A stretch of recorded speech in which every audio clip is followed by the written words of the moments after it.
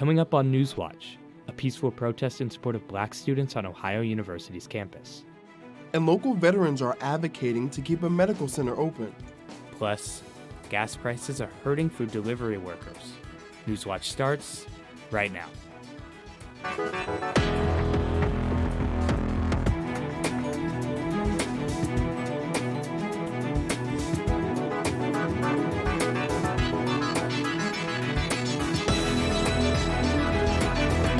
Good evening, I'm Andre Norrells. And I'm Will Price, and welcome to Newswatch, your source for news impacting southeastern Ohio. Ohio's ongoing redistricting battle could result in a shortened early voting period for the upcoming primary. A panel of federal judges involved in the redistricting processes raised the option as a way to keep the May 3rd primary alive. The panel ordered Republican Secretary of State Frank LaRose to decide by Monday if the proposal would violate any laws. The proposal comes after the Ohio Supreme Court rejected 3 earlier sets of maps deemed unconstitutional. The Ohio Redistricting Commission faces a Monday deadline to approve state maps. More now on the reaction by the Ohio University community to the recent on-campus incidents directed at Black students. I've been called colored, the N-word, and I have had to educate people on these issues while also trying to heal from the racism that I've faced. So my question for Ohio University is, how are you protecting us?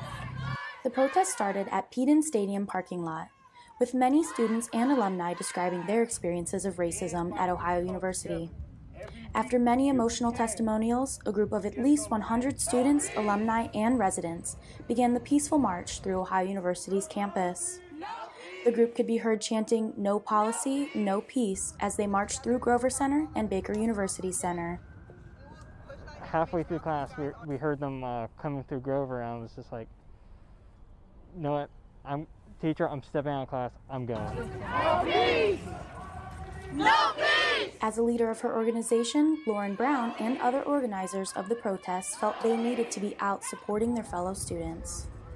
I definitely felt like I needed to say something and speak and hear everybody's stories to make sure that we can continue to spread the word about what's going on and hopefully talk to President Sherman about some action items and what we can do. You would think we have grown as a country, but it seems like we just haven't. We push forward and then we get pushed back. It just doesn't fix itself. Every time this happens, we can't just keep saying, oh, newsletter, we're sorry to hear that this happened, but then nothing else, no actions are coming from that. The students at the protest begged for action, change, and policies to keep them safe on campus. These demands are not new, but are heightened after the 2 recent incidents. Asking for change, that's essentially what everybody's been asking for today. For some change, new policy, actually speaking with administration one-on-one who's making these decisions for us. Come talk to us. Ohio University Police Department has charged 1 person in the events that took place recently. The other event is still being investigated. This is Kate Anderson for Newswatch.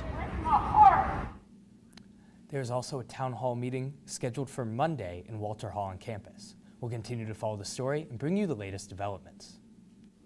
Hudson, Ohio is looking for a new mayor after a city's previous mayor stepped down last month over some odd comments. Craig Schubert resigned as the city's mayor in February, just days after saying ice fishing in the city's parks would lead to prostitution.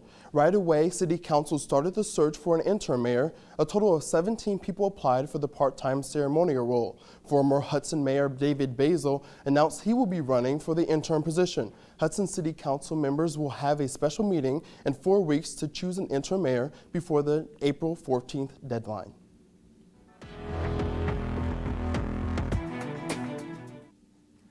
Hello everybody, so we saw chilly temperatures today. It reached up to around the low 50s as we saw mostly cloudy skies throughout the day, and we're going to be continuing to see those cloudy skies through the evening as we do have some showers developing off to the west around Dayton. Those are heading to our east through the area. They have mostly been diminishing, but we still expect more showers to develop overnight as a cold front will be moving through.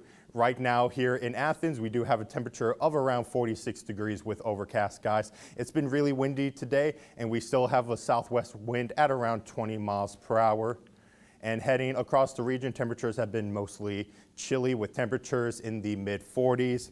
And later on in my full forecast, we're going to be talking about the rain moving through and also the chance of snow for our weekend. But I'll have more on that later. But for now, back to Will. Southeast Ohio veterans and legislators are coming together to urge the Department of Veterans Affairs to keep the Chillicothe VA Medical Center open. More than 50 people were at a town hall last night following its recommendation for closure.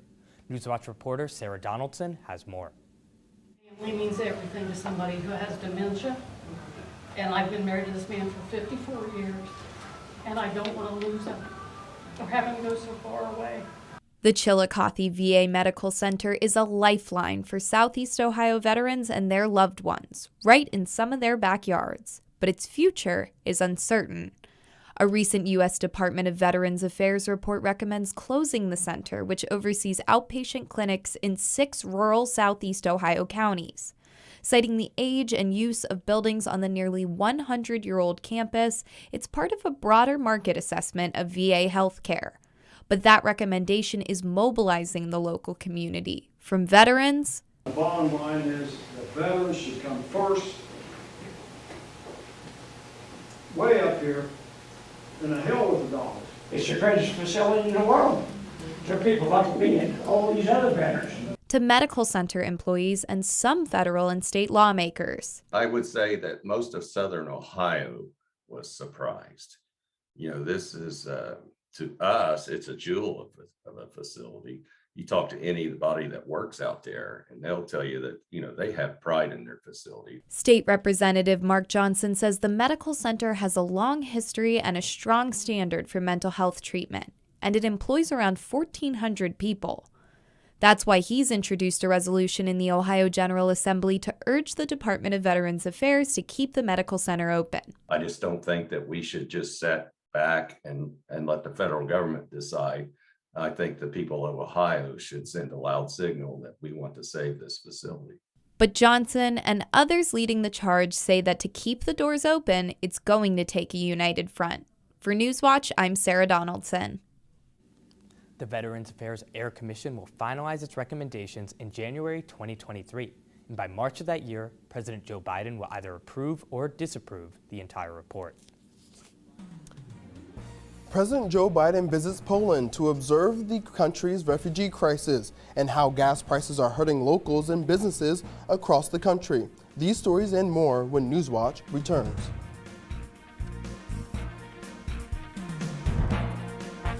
Consumer DNA testing, used by millions to research their family history.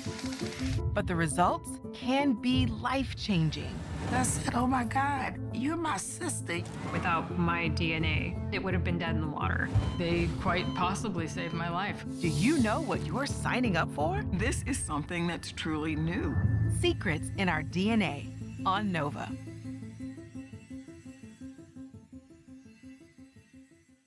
On expedition. I'm with an expert team pushing deep into South America's pristine jungle. It's the middle of nowhere. To find a lost world never before seen by human eyes. What do you think? We're completely on our own. It looks pretty intimidating. What's your room? It's incredible. These places are absolute treasures, and we have to do everything we can to protect them. We came here looking for lost worlds. We found one. Expedition. Tune in or stream Wednesday at 10/9 Central, only on PBS. On American Experience, a brutal murder in 1942. The word went on the neighborhood, they're picking up everybody. Somebody got killed. A sensational trial. It was plastered all over the papers. A city erupts in violence. You see these servicemen beating the heck out of all these Mexicans. Los Angeles was like a war zone. Zoot Suit Riots on American Experience.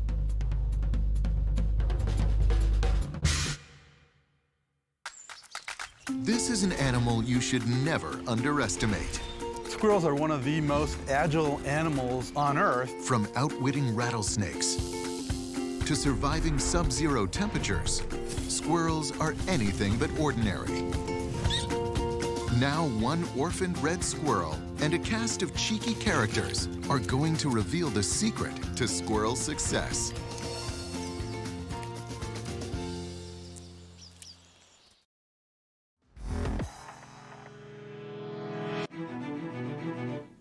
President Joe Biden is in Poland right now, getting a first-hand look at the growing refugee crisis. Chris Wynn reports on how Russian forces are running low on air-launched cruise missiles and how this could be a sign of a shift in balance. More than a month since Russia began its invasion of Ukraine, a potential turning point as Ukrainian forces retake towns on Kyiv's eastern outskirts, according to the UK Defense Ministry, with the Ukrainian officials saying forces are going on the counterattack in the capital region. Every sign of support counts, beginning from, a hug, a word, and most importantly, of course, just the sign of unity on the side of the West, NATO, the readiness to help. But the human devastation continues to take its toll. Citing eyewitness reports, officials in Mariupol now believe close to 300 people died in a Russian attack on a theater there 9 days ago. I don't think that nobody abroad can understand truly what just happened in my hometown. Can't even imagine. Living in the basement is not the worst thing happening in the Mariupol. Like, this town turned into a ghost. Friday, President Joe Biden was in Poland meeting with personnel from the 82nd Airborne Division. The finest fighting force in the history of the world. And that's not hyperbole. You have to say it again. And so thank you for what you do. Thank you for all you do. The White House says the president's visit was intended to highlight the war's mounting refugee crisis. More than 3.6 million people have fled Ukraine since the start of the invasion, according to UN estimates. In Washington, I'm Chris Wynn reporting.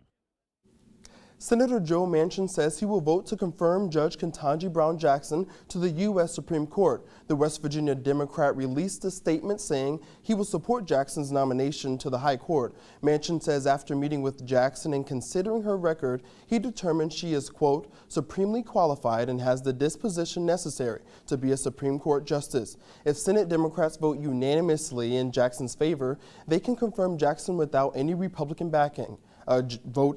A vote hasn't been scheduled yet, sorry. Gas prices and inflation are forcing food trucks across the country to tap the brakes.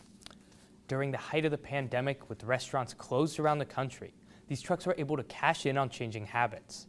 Now, many are struggling to survive. Food truck owners say weekly costs are adding up quickly, forcing them to make the changes that will impact their customers' pockets. Inflation data shows that over the past 12 months, food prices went up 7.9%, the biggest spike since July 1981. Gas prices shot up more than 6.5% last month and 38% in the past year. Food truck owner Brian Anderson hopes help is on the way for the industry. Just be strong and just, fight through it.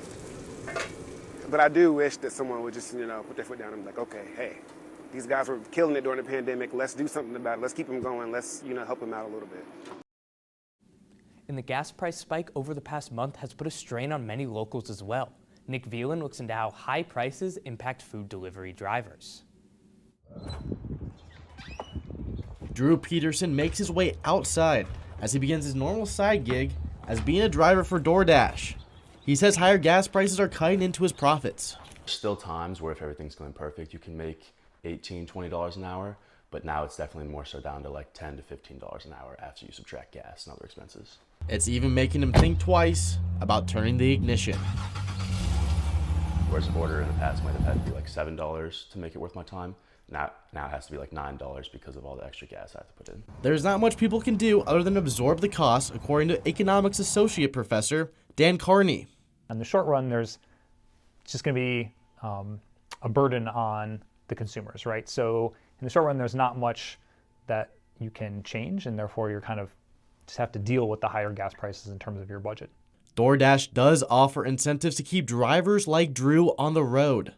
The company offers bonuses when they reach a certain mileage and will soon offer 10% cash back for gas. It helps, honestly, because the margins are like relatively thin. So then if you add $20 or $40 on top of it, that actually is a big help. But it still feels like I'm getting hit pretty hard by the gas prices relative to what I'm getting back. For Newswatch, I'm Nick Veland in Athens. Around Athens, gas prices are on average $4.09 per gallon. Our weather forecasters take to the streets with some weather trivia. That story still ahead.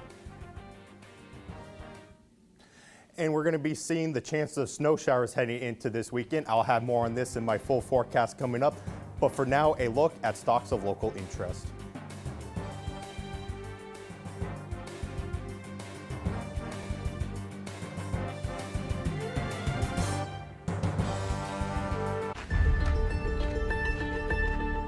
मेरे लिए तो बहुत ही risky है। तो इन दबंग लोगों ने क्या किया, उसको पत्थर मारकर हत्या कर दी। औरतों के हाथ में अगर पावर हो तो वो क्या कर सकते हैं। मेरा दिल हौसला देता है। Writing with Fire, Monday, March 28th at 10/9 Central on Independent Lens. I've never seen anything like that. On Finding Your Roots, Eric Stone Street. All I can think about is my grandma, that she knew him. Yeah.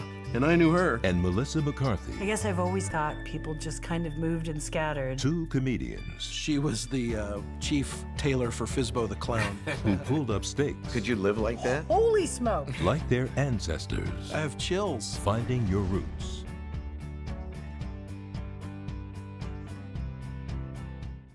On American Experience, a brutal murder in 1942. The word went on the neighborhood, they're picking up everybody. Somebody got killed. A sensational trial. It was plastered all over the papers. A city erupts in violence. You see these servicemen beating the heck out of all these Mexicans. Los Angeles was like a war zone. Zoot Suit Riots on American Experience.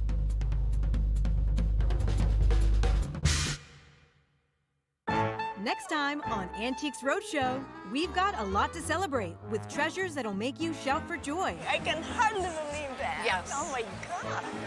Leave you speechless. I love you too. And even inspire a toast.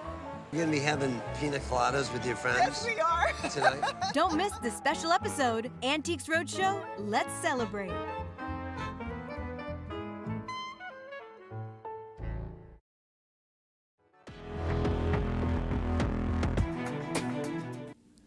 Welcome back to Newswatch. I'm forecaster Henry Groff, taking a look at the weather for this weekend.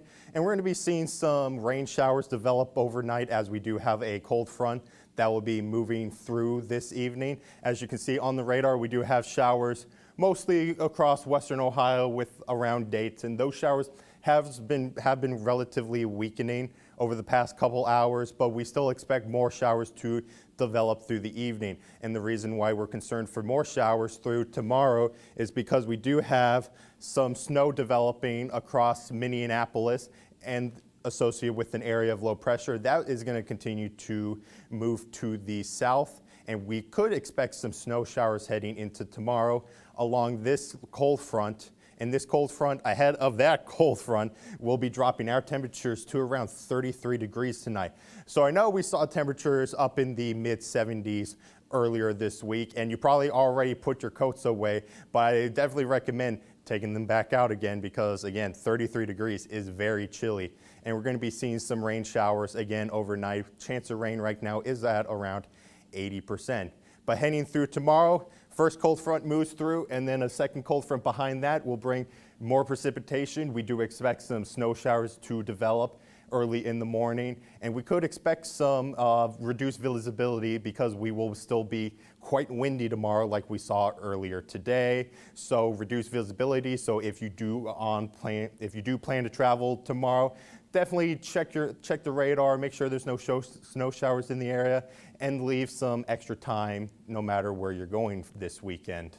But heading through tomorrow, again, chance of snow showers. Temperatures aren't going to be moving up that much. We're only going to see highs at around 44 degrees, and it's going to quickly drop again down to 27 degrees, which is definitely freezing this time of month. And we do expect still some more snow showers to move through on Saturday evening, and that's going to continue through tomorrow. But we do see less precipitation expected on Sunday, and we're going to be seeing mostly cloudy skies, but still quite cloudy, but the weather definitely does improve heading into early next week. But taking a look at our Sunday and Monday, we do see mostly cloudy skies. Temperatures are going to be in the low 40s. Sunday is definitely going to be freezing with lows at around 21 degrees. But taking a look at our 7-day forecast, we do see mostly chilly weather through Tuesday. Another chance of snow showers is possible on Tuesday. And then Wednesday, temperatures soar up to around 74 degrees, but will quickly back down for next Friday. But it is now the end of severe weather week here in Ohio and West Virginia. And to wrap up this week, our lead forecaster, Aaron Ashley, and I went to the streets to ask people questions about tornadoes. Myth or fact, you can outrun tornadoes in your car? I'm gonna say that's a fact, actually. That's a myth, Henry. I think that's a myth. Myth. Yeah, that's a myth. There have been tornadoes with speeds as high as 200 miles per hour. So can tornadoes form anywhere in the United States? Fact or myth? Fact. Tornadoes can form anywhere in the United States. Fact. Fact? Fact, yeah. In order for tornadoes to form, all that is required is shear, moisture, lift, and instability. Myth or fact, the average number of tornadoes per year is just over 1,200. Myth. Myth. I think that's a fact.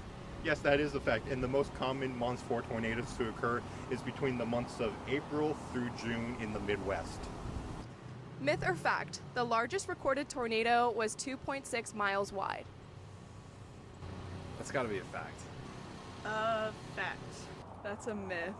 It's actually a fact. The largest recorded tornado happened in Oklahoma in El Reno in 2013.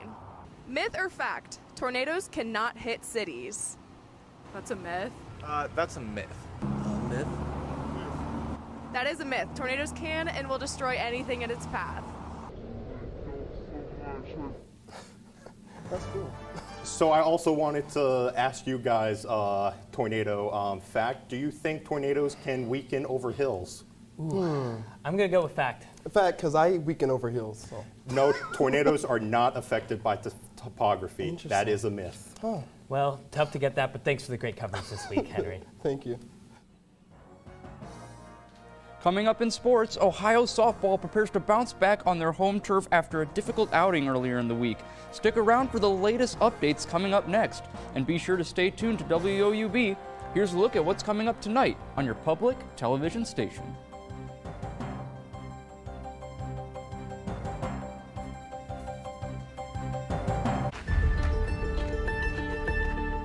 मेरे लिए तो बहुत ही risky है। तो इन दबंग लोगों ने क्या किया, उसको पत्थर मारकर हत्या कर दी। औरतों के हाथ में अगर पावर हो तो वो क्या कर सकती हैं? मेरा दिल हौसला देता है। Writing with Fire, Monday, March 28th at 10/9 Central on Independent Lens. Inside the court of Henry VIII. He was brutal, he was ruthless. The virtue of ambition. You had to demonstrate that you were useful to the king. The art of seduction. She wanted to be queen. And the conviction of faith. He believed it was God's will. Only goes so far when a tyrant reigns. Inside the court of Henry VIII.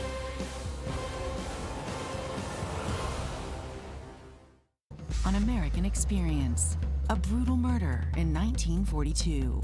The word went on in the neighborhood, they're picking up everybody. Somebody got killed. A sensational trial. It was plastered all over the papers. A city erupts in violence. You see these servicemen beating the heck out of all these Mexicans. Los Angeles was like a war zone. Zoot Suit Riots on American Experience.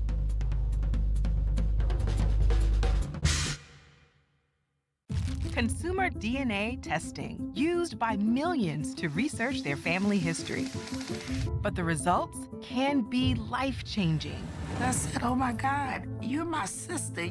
Without my DNA, it would have been dead in the water. They quite possibly saved my life. Do you know what you're signing up for? This is something that's truly new. Secrets in Our DNA on Nova.